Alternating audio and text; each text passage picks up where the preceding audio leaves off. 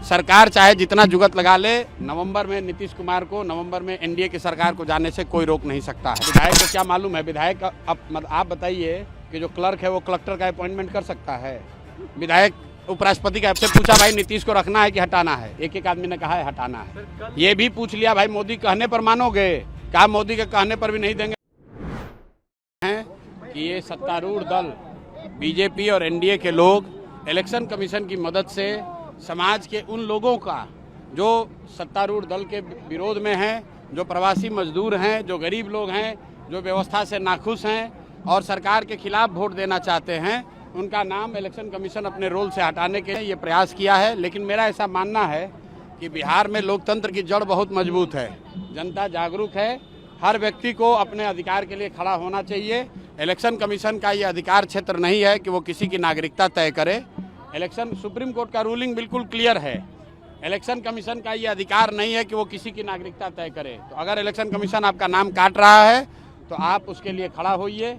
अगर आप अपने मदद के लिए किसी से सहयोग लेना चाहते हैं तो आप किसी राजनीतिक दल से, जनसुराज से या जिस दल से भी आपका सरोकार हो उससे सरोकार लीजिए और अपना नाम जुड़वाइए।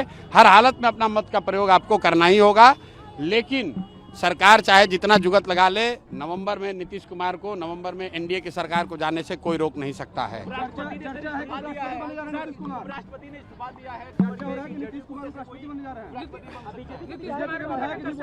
भाई देखिए ऐसा है, कौन बनेगा नहीं बनेगा इस पर कोई स्पेकुलेशन करने का मतलब नहीं है।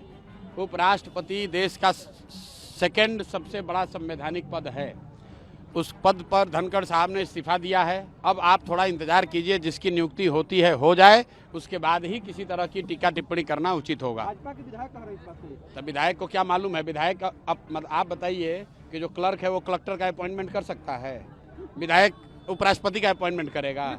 उपराष्ट्रपति जो है वो देश के पार्लियामेंट का अधिकार है। देश के जो दोनों पार्लियामेंट में चुने हुए लोग हैं, लोकसभा और राज्यसभा में, वो मिलकर तय करते हैं कि उपराष्ट्रपति देश का कौन होगा। भाई चर्चा तो कुछ भी हो सकती है। चर्चा के आधार पर इतने बड़े पद के बारे में मैं कुछ भी बोलना उचित नहीं समझता हूँ। दिलीप जायसवाल जो है कह रहे हैं कि छिटपुट घटनाएं हो रही हैं, जो भी अपराधी घटनाएं बदनाम करने के लिए कुछ लोग माहौल बना रहे हैं। भाई दिलीप जायसवाल तो एक कॉलेज पर 25 साल से कब्जा किए हुए हैं, क्या वो भी छिटपुट घटना है? किसी का हत्या का उन पर आरोप है, क्या वो भी छिटपुट घटना है? बिहार में 50 से ज़्यादा राजनीतिक परिवार के बच्चों को बिना किसी एडमिशन टेस्ट के मेडिकल कॉलेज में एडमिशन देके डॉक्टरी की डिग्री दी गई है, ये भी छिटपुट घटना है।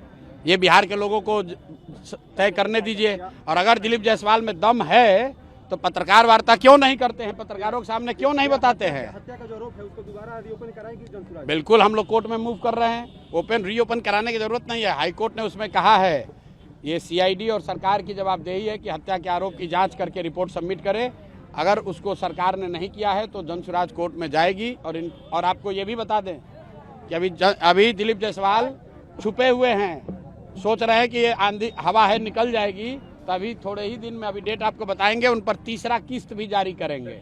पहला किस्त जारी किए कॉलेज कब्जा का, दूसरा किस्त जारी हुआ राजेश शाह के हत्या का आरोप का, अब तीसरा किस्त आप लोग इंतजार कीजिए, अगले कुछ दिनों में इनका जारी होगा। जब तक ये पद छोड़कर भागेंगे नहीं, इनको राजनीति में इनको वापस दौड़ा कर वहाँ नहीं किशनगंज पहुँचा दिया, तब तक इनको छोड़ने वाले नहीं है।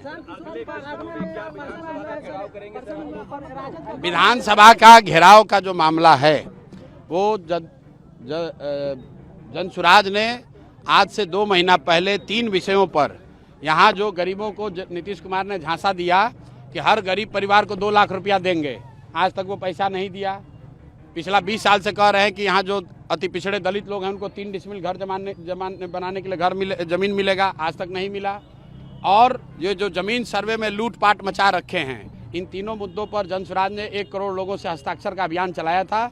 उसी अभियान के तहत ये भी कहा गया था कि हम लोग मुख्यमंत्री का, अगर वो नहीं मिलते हैं तो विधानसभा में उनका घेराव करेंगे। राशि बढ़ोतरी और इसके साथ ही साथ अगले बार बिजली बिल में सब्सिडी या माफी, ये दोनों को जदयू और भाजपा मास्टर स्ट्रोक है। अरे भैया, सब मास्टर स्ट्रोक है, ठीक है ना? आप 20 साल से यहाँ सरकार चला रहे हैं, सब मास्टर स्ट्रोक के बाद अभी जनता, आप तो कैमरा लेकर यहाँ थे सभा में, जनता ने क्या कहा? किसी ने, एक आदमी ने भी कहा कि नीतीश कुमार को वोट देंगे, सब ने कहा नीतीश कुमार को हटाएंगे। हम तो भाषण नहीं दिए, हमने उनसे पूछा भाई नीतीश को रखना है कि हटाना है, एक एक आदमी ने कहा है हटाना है। ये भी पूछ लिया भाई मोदी कहने पर मानोगे, कहा मोदी के कहने पर भी नहीं देंगे, मोदी भी वोट लेते हैं यहाँ और फैक्ट्री लगाते हैं गुजरात में। फिर हमने लोगों से पूछा आपके सामने कि भाई अगर नीतीश और मोदी नहीं रहेंगे तो क्या लालू का ललटेन चाहिए, उसका जंगल राज चाहिए? तो लोगों ने क्या कहा, भैया वो तो बिल्कुल नहीं चाहिए, नहीं चाहिए, नहीं चाहिए। तो जनता ने फैसला सुना दिया है, परसा की जनता ने सुनाया, वैसे बिहार के हर विधानसभा हर क्षेत्र में लोग सुना रहे हैं। अब आप पत्रकार आप नहीं देखना चाहते हैं तो आपकी मर्जी है।